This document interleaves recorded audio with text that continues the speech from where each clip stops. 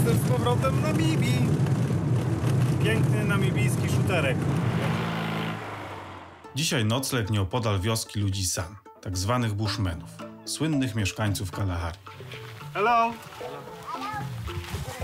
Tutaj nie ma biura, ale mam prosto na campsite się udać i przyniesie tylko papier do wypełnienia. Kurde, ale świetnie tutaj jest, naprawdę. Ekstra. Maluch w buszu. Od dzisiaj maluch ma nową nazwę, Bushman. A na Kalahari rozrusznik malucha coraz częściej grymasi i trzeba brać maszynę na pych.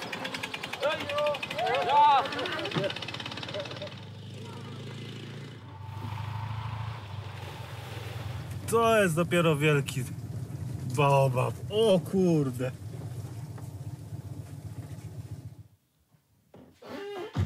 Olbrzym.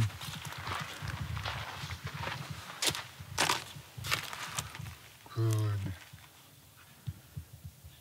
Największe drzewo, jakie widziałem w życiu. Najszersze znaczy się. Oni teraz dopiero się ogarniają, no? Bushmeni jedni. 60 lat temu zostali wypędzeni ze swoich terenów łowieckich. Postawiono im takie chatki i żyjcie i uprawiajcie rolę, ziemię i hodujcie bydło, konkurujcie z innymi plemionami. I zupełnie się nie mogli odnaleźć w tej sytuacji. Dopiero teraz jakoś tutaj się zaczynają organizować w grupy i walczyć o swoje prawa. Jak do tej pory to było cienko z nimi. Wielu wpadło ponoć w alkoholizm, tych starszych bushmenów. Dopiero dzieciaki się wzięły w garść.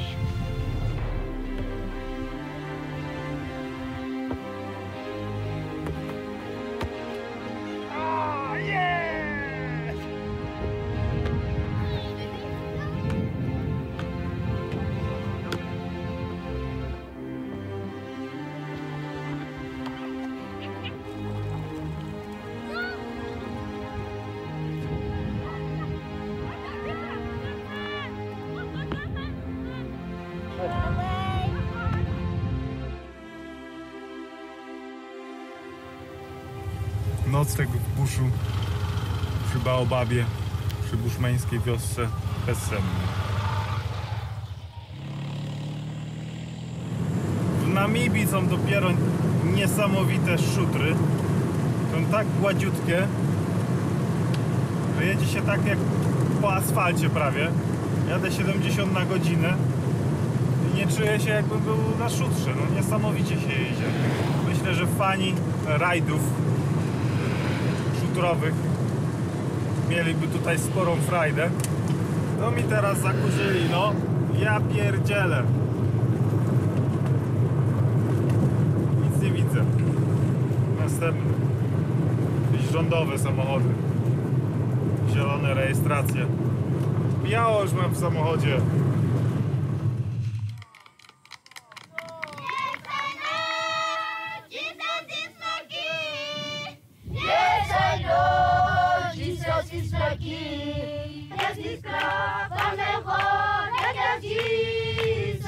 Dzisiaj jest niedziela, bardzo specyficzna msza, radosna.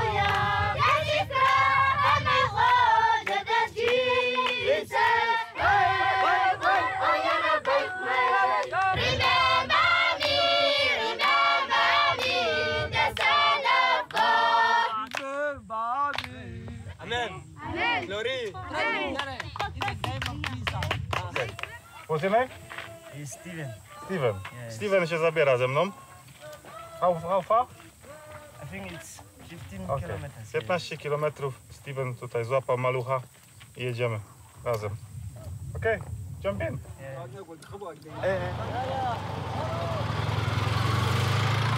What's the name of the village here? It's Tempos. Tempos. Yes. Okay, you speak your own language as well, right? Yes, it's Juntras. Junkas? Juntras, yes. We have 4 clicks. 4 clicks, yeah? Yes. I can't do that. I can't do It's that. very difficult. Can you do it again, but slowly? Back. And what does the clicks mean? It It means like if you are taking words, and you're going to use it. Use it, yes, you use it when you are making words, when you are speaking. Yeah. Yes, it's when you use it and you use it. So, But different click. yes, so, but yes, it's a different click. So it's also yes in different ways. Yes. There in Norma there we have a living machine there. It's where we are still showing our old films. Yes.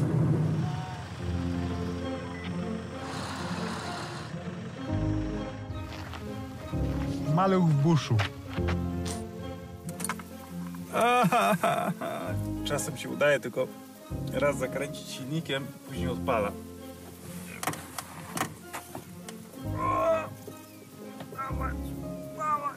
Dawać na środek! Na środek!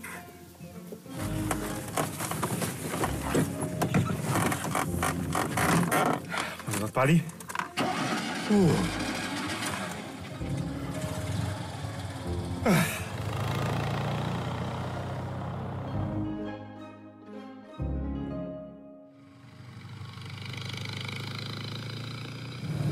To są bushmeni.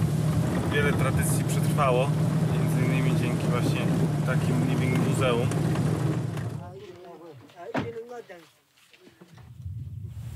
Szkoła podstawowa bushmenów, młodych. We hunt for knowledge.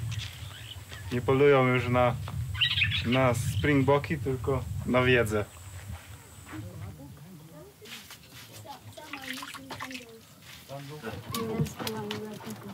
Bushmeni budują teraz, jak już każde inne plemię, z gliny i z drewna, i blachy, jak widać. Kiedyś tylko zbudowano z traw domki.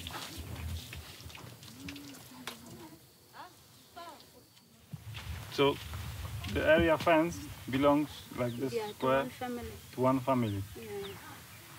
And some people live in one hut and some in the other hut.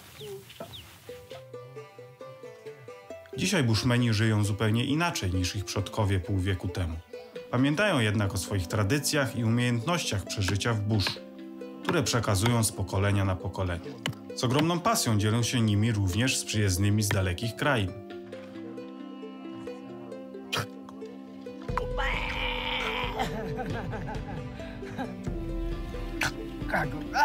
Did you kill the giraffe? Yeah. Powoli.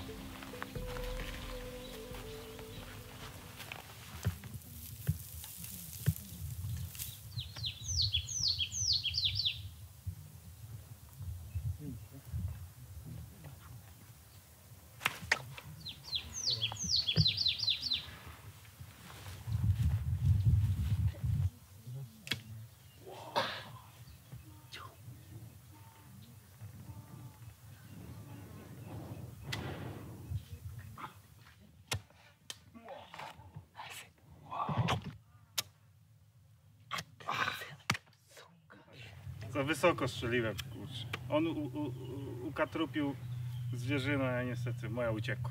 You have food for tonight, I'll be hungry.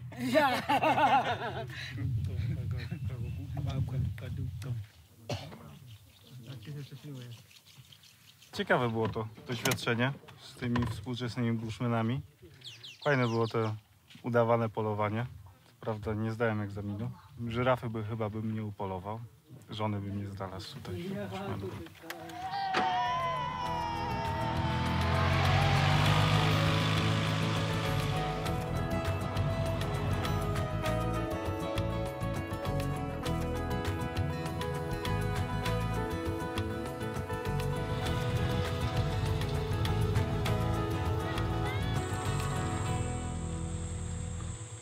Every kid from the village come to this school? Not really. This is school. It's like a special. This is like a mix. It's not like children same age, they come to school. So when you train them, government, they come, they interview them. Then those who qualify, they take them. Those who not yet qualify, you have to continue with them. Do you have your own animals here? Yes. Are the children helping still with the cattle? Yes, early morning they can come here 2 hours to be taught Yeah. The other hour they have to go back to help their parent. Yeah. Some of them they have to go and look after livestock. They can do like a rotation. The Yeah. other day, the other one have to go and help the parent looking after livestock. Yeah. After that, when they grow up to be adult, they can choose what they want to do. They want to be there or they want to work to help their family. But everyone, I think you have to know your background, where you come from. You can work, but they still go back to their family. Yeah. Yeah, as we did now, we are working here, Yeah. and we have time to see our families, and they will just go like that, but they will still come back to the village. Okay. This is a farm owned by white men. His name is Yaku. Yaku. Yes, he's Afrikaans man. He's a white man, a Namibian man. What do? They take himba from northwest, the side northwest of Namibia, to resettle them here. The purpose just to take those people from the poor family, the background, and the orphan children, they resettle them here. One of the things you have to notice, Himbas original, they never taken children to school. And these people, they live a semi-nomadic life, which means they move from place to place for the grazing reason. So now when they resettle here, for them, it's like a privilege because now they have water. Down up there, they have a tank, they have tap water. The farm, they have capacity to hold the livestock. The total number of the Himba, 71, and we have 26 women, 6 men, and Lucky man. yes, 39 children.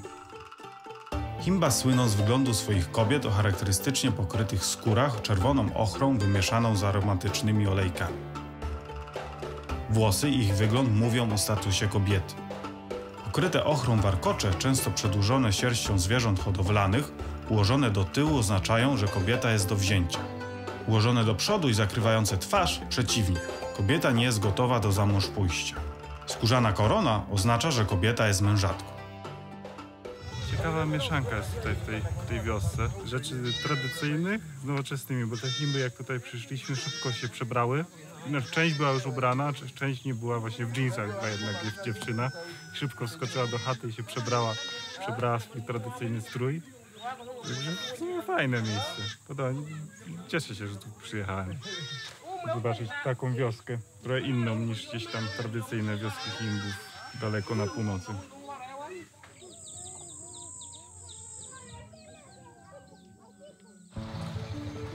Thank you, okuhepe.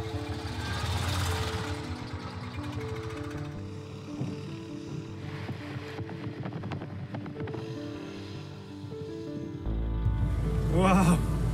Przecież ten widok, kurczę. To jest coś niesamowitego.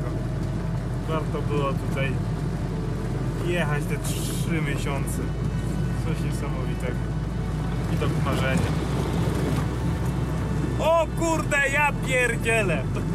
Normalnie to jest hasło właśnie, które opisuje swój stan ducha w tym momencie.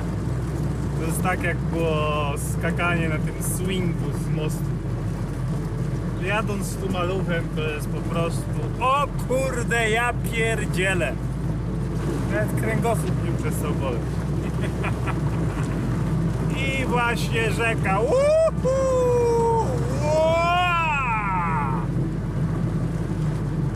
Wyschnięta oczywiście rzeka. Namibia jest tak zróżnicowana. Po prostu co chwilę jest coś innego, coś nowego. A kraj jest tak ogromny, prawie 3 razy większy od Polski. Niby się jedzie przez pustkowia setki kilometrów, ale to się nie nudzi, bo po prostu co chwilę jest coś nowego, coś innego. Co chwilę jest jakiś zapierający dech w piersiach widok. Co chwilę po prostu chce się wyskoczyć z samochodu i narobić miliony fotografii.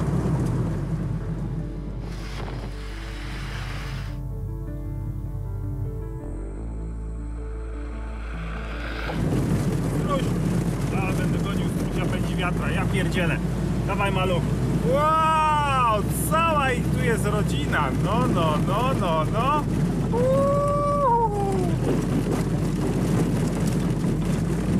Strusie pędzi wiatr.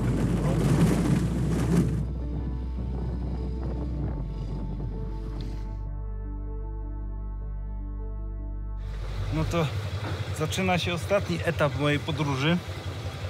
Podróży tej wyprawówki Malucha. Już tutaj Windhoek Kapstadt. Czyli jedna długa prosta, która ma około 2000 km. Na razie, do zobaczenia po drodze. Kurczę, to niesamowite jest to miasto. Świetna architektura. Jest tak czyste, zadbane. To jest nowoczesna Afryka. Jeżeli chodzi o infrastrukturę, o turystykę. Myślę, że cała reszta Afryki powinna brać przykład z Namibii.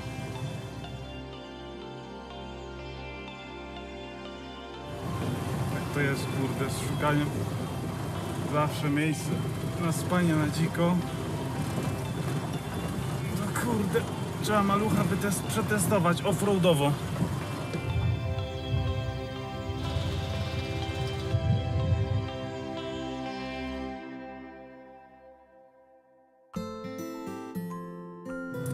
Prawdopodobnie to był ostatni nocleg na dziko. Ten był średnio przyjemny. Znaczy miejsce było bardzo ładne, przepięknie, ale jakąś kurczę padliną tam śmierdziało. Coś tam zdechło w okolicy. Dzicz. O.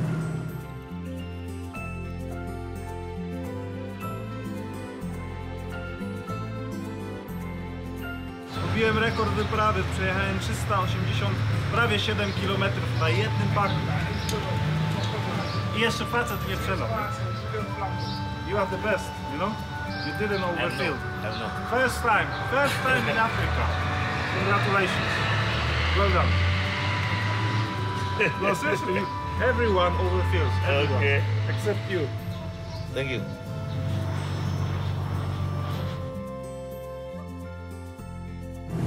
Jeszcze zanim zaczęła się ta podróż, próbowałem zainteresować wiele stacji telewizyjnych planowanym filmem, który podczas tej podróży powstaje.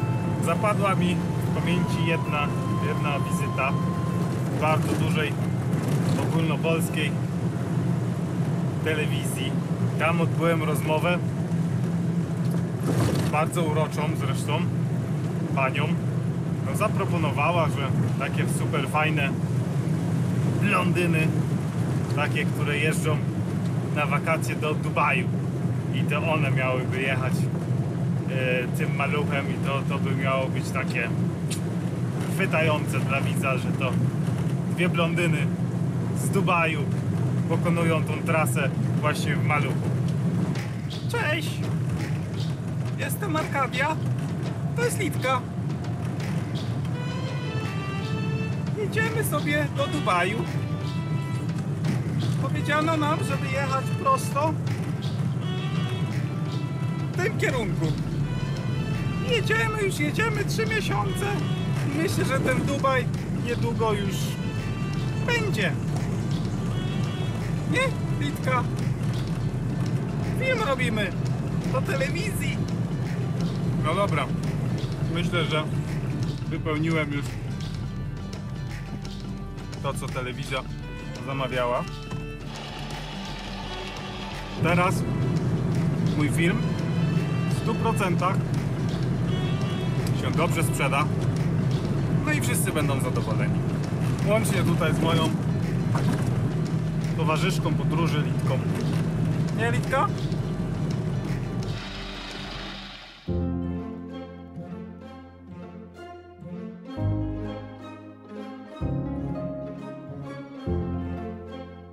Tada! Pasek klinowy poszedł. Tutaj się ładnie zerwał. Tak myślałem dzisiaj o pasku klinowym nawet. Tym razem ja coś wykrakałem.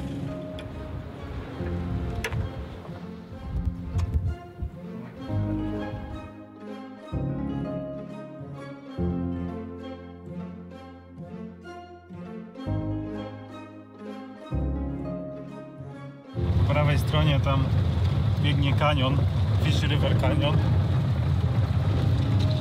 Próbuję podjechać do krawędzi kanionu, żeby tam zaparkować mojego Fiata, zrobić sobie zdjęcie.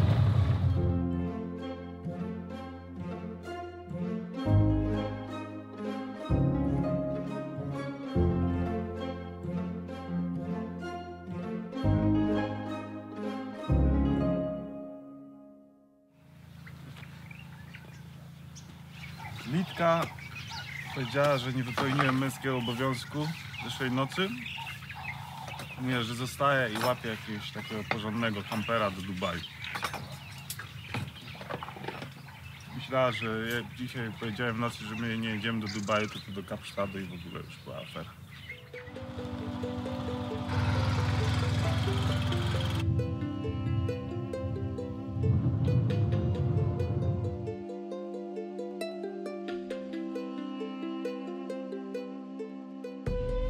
No to już kurczę, opuszczam Namibię. Świetnie było tutaj, w tym kraju. Bardzo mi się podobało. Te ogromne przestrzenie, szutry, pokonywanie tych przestrzeni. Niesamowite to było. Bardzo polecam wyjazdy do Namibii. Samochodowe. Oczywiście.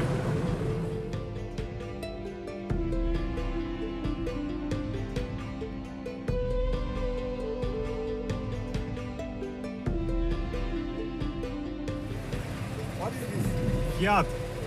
Fiat. Fiat. Fiat. Yeah, of course it's a car.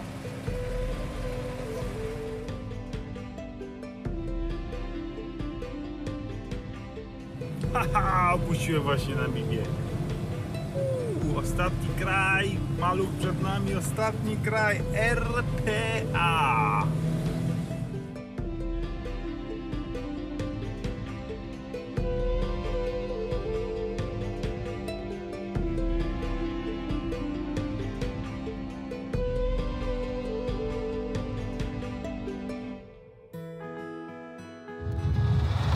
Została ostatnia prosta, 250 km do Kapsztadu już, sama końcówka. I ten moment historii motoryzacji zostaje zapisany już w kartach historii motoryzacji. Maluch odwiedzi Kapsztad, może nawet przylądek dobrej nadziei. Także trzymam kciuki za Malucha, żeby wytrzymał tą ostatnią prostą.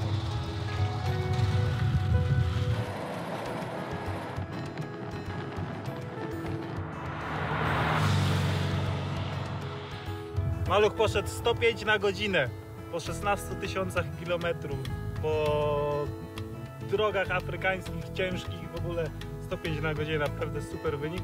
Oczywiście w środku czuło się, jakby się jechało 200 na godzinę, nie? Wszystko się trzęsło, wibracje na kierownicy, efekt niesamowity, przerażający przebieg. To kolejny maluchowy rekord na czarnym lądzie. Był rekord wysokości w Etiopii i rekord długości dziennego przejazdu w Egipcie. A w Sudanie rekord temperatury przejazdu. Mógłbym właściwie wymyśleć całą gamę rekordów tego samochodu na afrykańskim kontynencie. Przecież wcześniej żadnego małego Fiata tu nie było. Ale w podróży przecież nie chodzi o rekordy czy wyczyny. Podróże to docieranie do ciekawych miejsc i ludzi jak Nubijczycy w Asłanie, wspaniałe piramidy w Sudanie, jeszcze trochę dzika dolina Omo w Etiopii, przejazd przez kenijski busz, gimnastyka w Ugandzie i wspaniała przyroda, zaskakująca Rwanda, kurz i pył, setki spotkanych ludzi po drodze. Podróż to jest wielka przygoda. Chcę więcej takich przeżyć. O kurde, to już tylko 100 metrów zostało.